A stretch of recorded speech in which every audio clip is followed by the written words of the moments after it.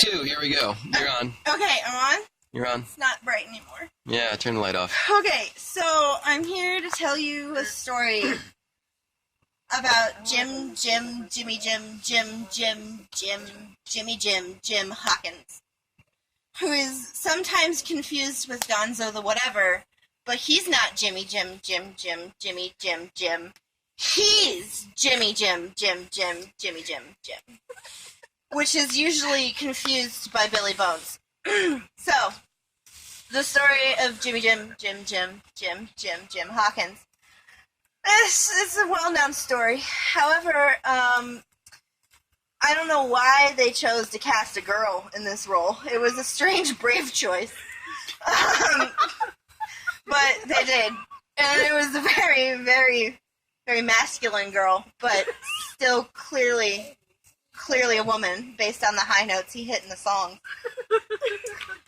So, alright, so his story, right. So, Billy Bones, he was on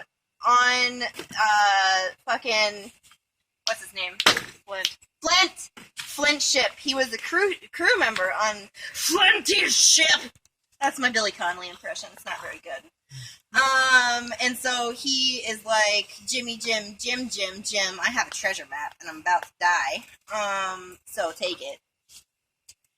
And then, like, the kid takes it and apparently decides that, he hates the old lady who can hear conversations through walls.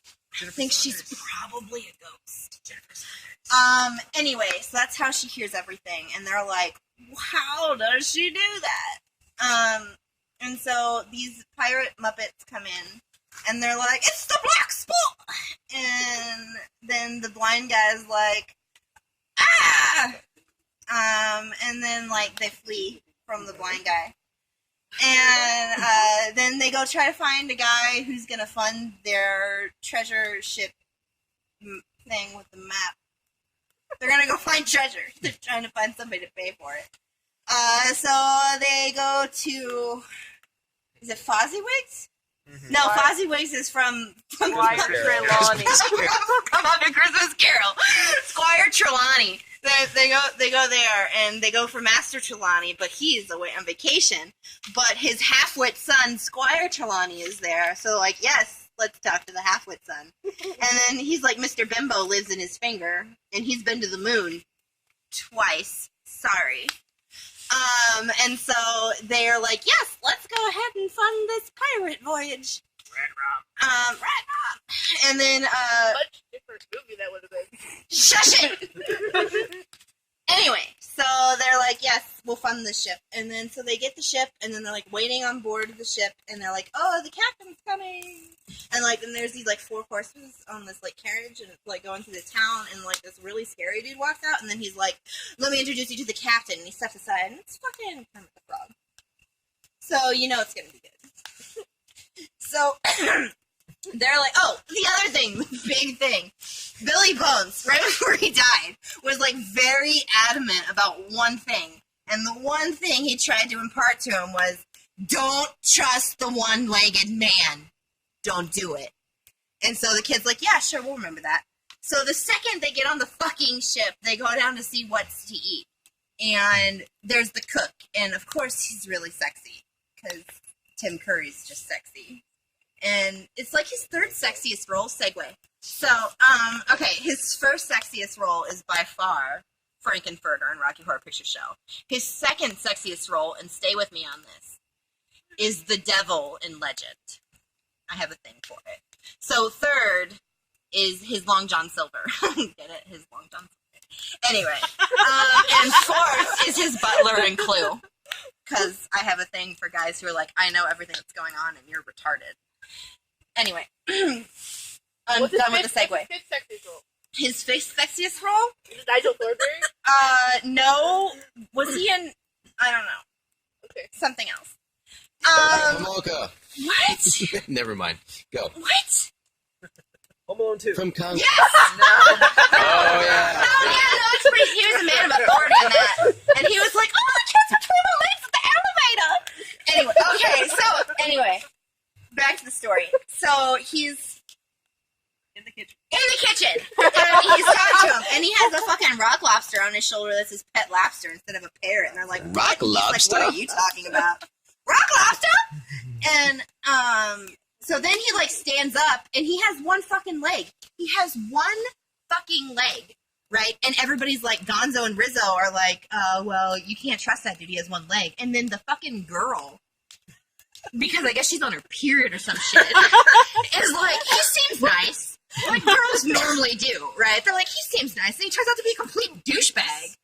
Anyway, so they end up like trusting him and shit. So then they get sailing, and then everybody has cabin fever. We got cabin fever. Yeah, because like the wind stops, and then it comes back up, and they're like, "Oh, what was that about?" And then the goat in the cell below is like, "What was that number?" You know, cabin fever. And then the rock lobster's like, "What the fuck are you talking about?" And anyway, so then like they get to the island because the other shit doesn't matter. Oh wait, there's this bit about his dad's compass. And so they get to what it's not important. So they get to the island, and then Tim Curry has this wonderful number about being a pirate and how it's part of being a family, and how that's how I really feel about you guys. I'm taking a moment here. Get a close up.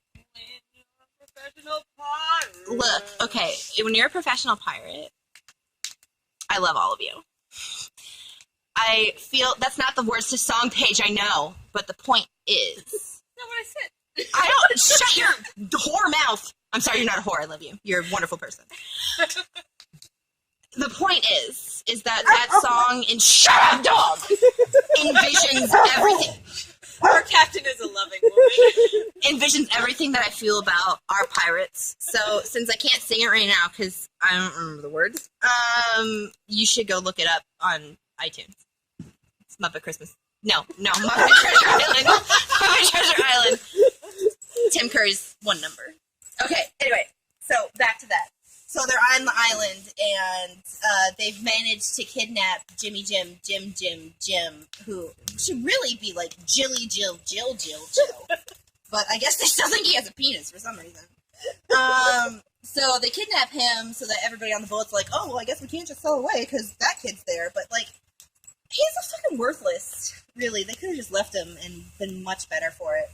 Anyway, so they're like, you should be a pirate. And he's like, I don't want to be a pirate. And then he's like, well, I'm going to need to take this compass from you. Because even though he sails by the stars, apparently he doesn't know which way is north now that he's on the island. So, whatever. So they, like, read the map, and they go to the treasure, and then it's not there!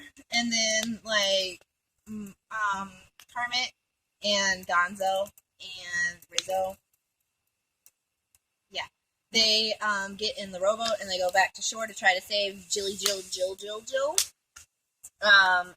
And they end up running into, Boom Shaka Shakalala. And it's, they're like held hostage by these natives, and they're like, boom, shakalaka is gonna come and pass judgment on you. And then there's this really good number, it's like, boom, shakalaka, boom, shakalaka, boom, shakalaka. And then it ends up being this piggy. But she rides on a real elephant, which is really cool. So then she's like, oh, Curry!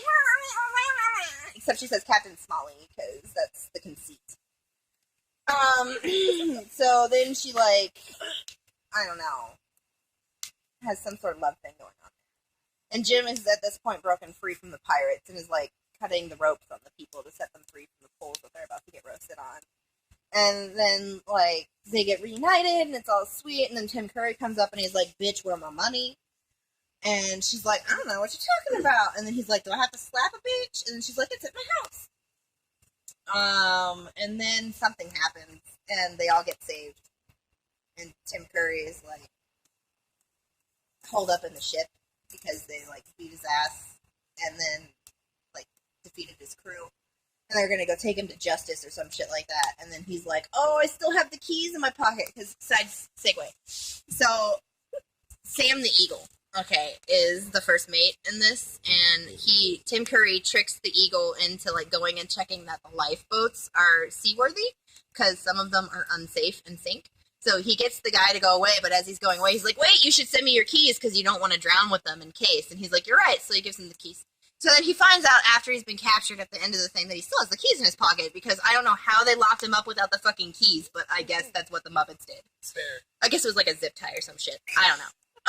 So he gets out and then he like has this entire rowboat filled with treasure and he's like going away and then Jill comes out and she's like, I'm gonna blow the whistle on you.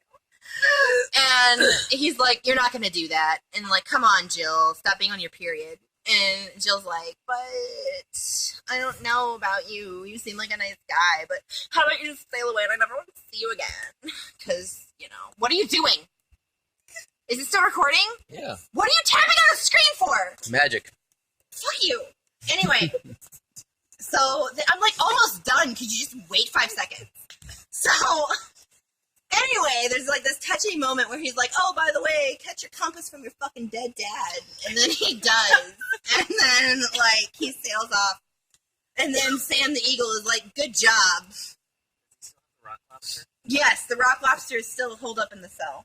Anyway, so he's like, good job. That was a fine thing to do or some shit. I don't know. He's like some placate.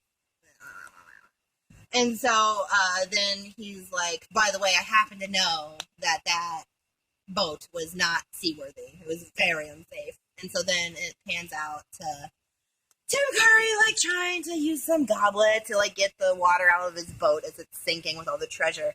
Okay, segue. I forgot to mention that Rizzo the Rat has a side venture on this trip where he's selling vacation cruise packages.